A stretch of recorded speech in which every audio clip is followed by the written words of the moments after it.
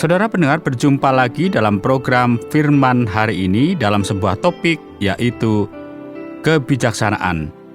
Kiranya program kali ini akan menjadi berkat bagi setiap kita, bahkan kita banyak belajar untuk memahami bahkan merenungkan kebenaran firman-Nya.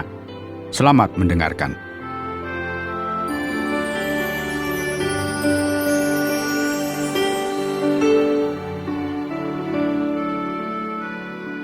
Saudara, kita mungkin pernah bertemu dengan seseorang yang cukup cerdas. Kelihatannya mereka tahu banyak tentang berbagai subjek dan cukup cerdas. Namun, mungkin kurang bijak dalam menjalani hidup atau mengambil keputusan. Pernahkah Anda bertemu dengan orang seperti ini? Seseorang yang sangat cerdas, intelektual, tetapi tidak terlalu bijaksana. Mari kita berbicara tentang kebijaksanaan. Dan saya ingin agar Anda memahami bahwa pada dasarnya ada dua jenis kebijaksanaan. Ada hikmat dunia, disebut saja hikmat duniawi. Dan kemudian ada juga hikmat Tuhan. Sebut saja itu kebijaksanaan spiritual. Sumber segala kebijaksanaan spiritual harus berasal dari Tuhan dan firman Tuhan. Itulah satu-satunya sumber kebijaksanaan spiritual yang dapat Anda miliki. Saya yakin bahwa tidak ada yang salah dengan kebijaksanaan duniawi. Faktanya, kebanyakan dari kita mencoba untuk belajar. Kita pergi ke sekolah, mungkin ke perguruan tinggi, dan semoga kita membaca. Saya merasa bahwa ada banyak orang yang tidak menghabiskan cukup waktu untuk membaca. Mari kita asumsikan bahwa memiliki kebijaksanaan duniawi itu bermanfaat. Yang saya maksud bukan jenis hikmat yang penuh dosa dan bersifat seksual yang memiliki dunia ini, yang ditentang oleh Alkitab karena dunia ini penuh dosa. Saya hanya berbicara tentang kebijaksanaan duniawi. Misalnya, mungkin ada baiknya jika Anda mengetahui cara mengganti ban pada mobil. Ada beberapa kebijaksanaan nyata dalam mengetahui cara mengganti ban. Ada hikmatnya dalam memilih tempat makan agar makan yang bergizi dan tidak memakan yang merugikan diri sendiri. Anda akan berpikir bahwa ada sesuatu yang salah jika orang dewasa membeli sekotak coklat seberat 3 pon dan kemudian makan 1 kotak untuk setiap kali makan. Anda pasti akan berpikir ada sesuatu yang salah dengan orang itu. Mereka bisa sakit karenanya dan tidakkah mereka memahaminya? Ada beberapa teknik yang kita pelajari di dunia seperti bagaimana bersikap sopan dan hormat. Kita tahu bagaimana cara mengantri dan semua itu memicu banyak ilustrasi dalam hidup saya di mana saya memimpin grup di berbagai negara dan seseorang datang dan mencoba untuk menerobos garismu. Bersyukur karena saya adalah seorang yang bertubuh besar dan saya dapat mencegah untuk memotong antrian orang. Namun, bagaimanapun juga, kita berusaha untuk belajar bagaimana bersikap sopan, dan sopan itu adalah kebijaksanaan duniawi. Saudara, kita bisa melihat dalam kitab Yakobus pasal yang ketiga dalam Perjanjian Baru, ayat yang ke-13 sampai dengan yang ke-18. Dalam ayat-ayat ini berbicara tentang berbagai jenis hikmat. Ada kebijaksanaan duniawi dan jika hanya itu yang Anda andalkan, Anda akan mendapat masalah besar. Jika yang Anda pikirkan hanyalah agar bisa rukun dengan keluarga Anda, suami atau istri dan anak-anak Anda, yang perlu Anda lakukan hanyalah bersikap sopan. Anda tidak akan mencapai kemajuan apapun. Sebentar lagi akan terjadi pertengkaran.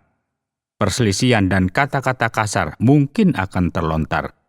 Di tempat kerja atau di lingkungan Anda, jika yang Anda andalkan hanyalah kebijaksanaan manusia dan duniawi, hal itu akan berakhir dengan kekacauan. Lihat saja di sekeliling Anda orang-orang yang mencoba hidup dengan standar-standar duniawi. Mereka tidak akan melangkah terlalu jauh.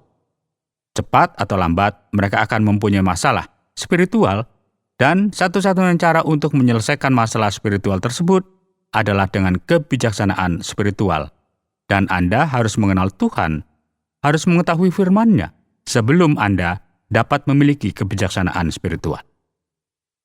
Saudara, kebijaksanaan spiritual mengajarkan kita bagaimana mengasihi bahkan ketika kebijaksanaan duniawi mengatakan bahwa kita harus membenci, kita harus membalas dan membalas. Anda harus membalas dendam. Begitulah cara dunia berbicara. Mari kita balas dendam. Mari kita balas. Dan jangan kita ambil tindakan ini, dan itu hanya akan membuat kekacauan. Itulah sebabnya Tuhan datang dan berkata, Dia ingin memiliki hikmat spiritual. Ini sangat berbeda dari dunia. Anda harus belajar mengasihi mereka yang mungkin membenci Anda. Mereka mungkin menganiaya Anda dan melakukan hal-hal yang merugikan Anda.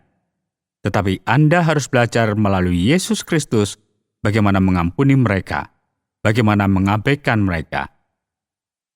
Bagian pertama dalam kitab Yakobus pasal yang ketiga, sebelum Anda masuk ke ayat yang ke-13, berbicara tentang lidah. Saya menyarankan Anda kembali dan mulai membaca pada ayat yang pertama. Itu berbicara tentang lidah. Lidah dapat menyebabkan banyak masalah. Bayangkan saja, sarkasme di dunia, kebohongan, bagaimana orang mencoba merusak reputasi orang lain, dan bagaimana mereka menjelek-jelekan orang lain. Menguasai lidah adalah hal yang sangat penting, kata Tuhan. Ada bagian lain dalam Alkitab yang membicarakan akan hal ini. Tetapi saya ingin Anda memahaminya di sini dalam konteks di mana kita berbicara tentang hikmat. Saudara sungguh bijaksana dan bijaksana secara rohani jika Anda belajar bagaimana mengendalikan lidah Anda. Beberapa hari yang lalu, saya sedang berbicara dengan seseorang dan mereka mengatakan bahwa mereka mempunyai masalah yang cukup besar dengan saudara laki-laki dan perempuan mereka. Karena apa? Karena orang tua mereka telah meninggal dunia dan meninggalkan surat wasiat. Saudara-saudaranya yang lain langsung menentang wasiat tersebut dan menuduh orang yang diberi wewenang atas wasiat tersebut melakukan hal yang berbeda. Orang-orang ini berbohong kepada hakim dan menyebut orang ini dengan nama yang buruk. Saya bertanya, apakah dia menjawab kembali? Dan dia menjawab tidak. Dia tidak menjawab. Dia mengatakan bahwa dia tahu bahwa hal itu tidak ada gunanya dan dia tahu bahwa Tuhan tidak ingin dia melakukan hal itu. Katanya, biarkanlah saja mereka bicara. Kemudian, dia menceritakan bahwa hakim sudah mengetahuinya, dan hakim mengatakan dia mengerti mengapa individu ini dipilih sebagai eksekutor, karena saudara kandungnya yang lain menyebabkan penundaan dan segala macam masalah. Hakim adalah hakim yang bijaksana. Dia melihat bahwa Algojo adalah seorang pria yang rendah hati, seorang Kristen, dan seorang pria yang penuh cinta dan pengampunan. Dan anak-anak lainnya berpikiran jahat, mencoba untuk mendapatkan uang. Mereka serakah mungkin adalah cara yang paling sederhana untuk menggambarkannya. Ketika Anda berbicara tentang hikmat Anda, saya ingin menyarankan ungkapan yang mencakup semuanya di sini, yaitu dalam Amsal pasal yang ke-1 ayat yang ke-7. Mengenal Tuhan adalah permulaan hikmat. Jika Anda tidak mengenalnya dan perkataannya, Anda bahkan belum mulai menjadi bijak. Jika Anda kekurangan hikmat, kata Alkitab, mintalah itu kepada Tuhan. Ingatlah bahwa ada ilustrasi yang sangat bagus dalam firman Tuhan tentang Salomo, orang paling bijaksana yang pernah hidup, karena ia cukup bijaksana untuk mengetahui bahwa ketika Tuhan memberi pilihan, dia bisa meminta apa saja. Dan Salomo meminta agar Tuhan memberinya kebijaksanaan, agar dia mengetahui cara memerintah dan mengatur rakyatnya. Permintaan yang indah, Tuhan memberkatinya. Anda bisa lihat dalam Amsal, saya akan menyarankan saat teduh untuk berdoa dalam waktu dekat. Buka saja dalam kitab Amsal setelah Anda melewati bagian pembuka yang indah. Anda sampai pada satu ayat Amsal yang memberi Anda satu pemikiran di setiap ayat. Ini sangat kuat secara positif. Ayat pembuka dari Amsal di bab pembukaan ini, seharusnya digunakan untuk mengajar remaja laki-laki. Di dalam bab tersebut banyak juga disebutkan tentang bagaimana orang akan mencoba membuat Anda menjadi tidak bermoral. Mereka akan mencoba untuk menyesatkan Anda dan mencoba untuk mendapatkan Anda terlibat dalam hal-hal yang salah. Dikatakan bahwa ada kebijaksanaan dalam mengatakan tidak terhadap hal-hal tersebut dan tetap setia pada kehendak Tuhan dan menunjukkan kasih dalam hubungan, dalam keluarga Anda, di tempat kerja, dan di gereja. Ada banyak cara di mana kebijaksanaan dapat mengekspresikan dirinya. Saudara, saya meminta Anda untuk melakukan introspeksi diri, dan jika orang mengomentari Anda, apa yang akan mereka katakan? Apakah mereka akan menyebut Anda orang yang cerdas yang sepertinya tahu banyak? Atau jika mereka menganggap Anda pintar, tetapi secara khusus, apakah mereka akan mengatakan bahwa Anda seorang Kristen? Anda dapat mengetahui dari cara mereka bertindak. Mereka mengendalikan lidahnya. Mereka tidak berteriak, marah, dan berkelahi. Anda melihat mereka mencoba berbaikan dan menunjukkan kasih. Jika Anda berada di dekat mereka untuk waktu yang lama, Anda pasti tahu bagaimana mereka berbicara tentang pengampunan dan bagaimana mereka meminta maaf jika mereka melihat bahwa mereka telah melakukan kesalahan, bahwa seseorang salah paham atau salah menilai. Anda bisa menceritakan sesuatu tentang mereka. Ini bukanlah kebijaksanaan duniawi, melainkan kebijaksanaan spiritual. Mereka tahu Tuhan, dan Tuhan hidup dalam mereka, dan mereka berusaha untuk menyenangkan Tuhan. Melayani Tuhan karena mereka sangat bersyukur bahwa mereka telah diselamatkan. Mereka tahu bahwa perbuatan baik mereka tidak menyelamatkan mereka. Mereka tahu bahwa ini adalah tindakan belas kasihan Tuhan, dan mereka bersyukur serta berperilaku dengan kebijaksanaan spiritual. Dan saya harap Anda bijaksana secara rohani. Tuhan Yesus memberkati.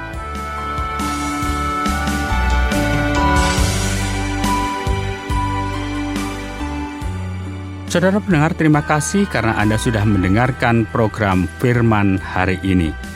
Jika Anda memiliki pertanyaan atau berespon terhadap topik berhubungan dengan program ini, silakan menyampaikan melalui WhatsApp ke nomor 081 333 777 386.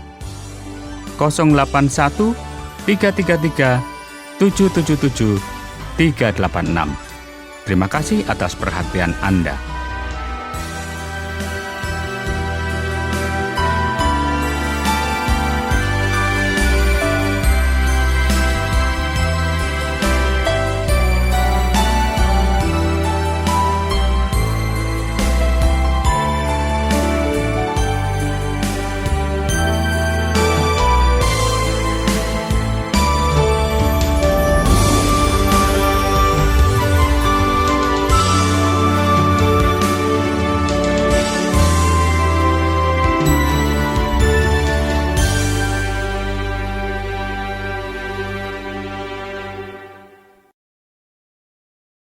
Terima kasih Anda sudah mengikuti program kami. Jika Anda diberkati, jangan lupa like, komen, dan share supaya Anda tidak ketinggalan setiap program terbaru kami. Jangan lupa juga untuk subscribe channelnya dan nyalakan loncengnya. Jika Anda ingin mendukung pelayanan kami, bisa melalui rekening kami berikut ini atau menghubungi kami di sini.